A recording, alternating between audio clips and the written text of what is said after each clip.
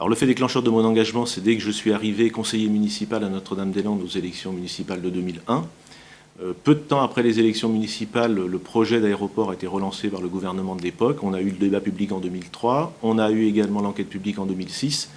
Et ensuite, aux élections municipales de 2008, j'ai présenté une liste en tant que candidat maire à la commune de Notre-Dame-des-Landes. C'était d'ailleurs la seule liste, puisqu'il y avait peu de candidats qui se présentaient. L'actualité était plutôt chaude, puisque le Premier ministre de l'époque, François Fillon, venait de signer le décret d'utilité publique. Et j'avais clairement annoncé que c'était une liste anti-aéroport, donc les électeurs de Notre-Dame à l'époque ont voté en toute connaissance de cause. Ensuite, je me suis rapidement aperçu qu'une opposition locale à l'échelle de la commune, voire de l'intercommunalité, n'avait aucune audience. Donc c'est là qu'est née l'idée en 2009 de créer le CDPA, le collectif d'élus doutant de la pertinence de l'aéroport, qui fut d'abord un collectif d'élus et qui ensuite s'est transformé en association, donc l'association que vous connaissez aujourd'hui. L'argument numéro 1, je regarde les propres objectifs des porteurs du projet.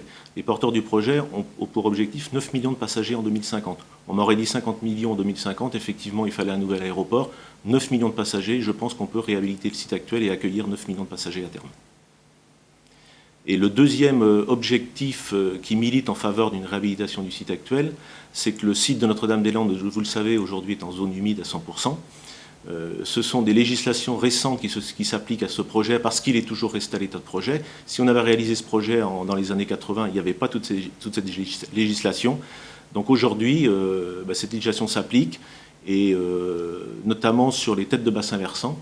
Aujourd'hui, il est interdit de détruire une tête de bassin versant, et le site de Notre-Dame-des-Landes est une double tête de bassin versant.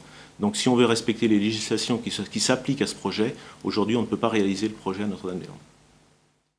Alors tout d'abord, en tant que républicain, je respecterai le résultat du scrutin. Donc si c'est le oui qui l'emporte, le oui l'aura emporté. Par contre, je pense qu'on se retrouvera dans la situation actuelle, parce que si c'est le oui qui l'emporte, le projet pourrait se réaliser. Sauf que la première étape pour réaliser ce projet, c'est l'évacuation de la ZAD. L'évacuation de la ZAD, ils l'ont tenté en 2012, ils n'ont pas réussi. Et si le oui l'emportait, cette première étape, il faudrait la réaliser. Et je pense que ce sera très très difficile de réaliser cette première étape.